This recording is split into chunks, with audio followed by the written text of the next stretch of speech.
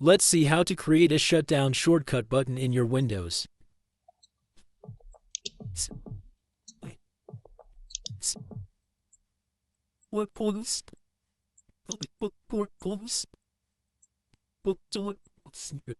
Now type here shutdown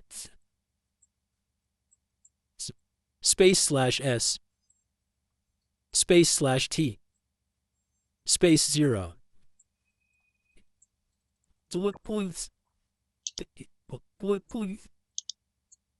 Now add icon for your shortcut.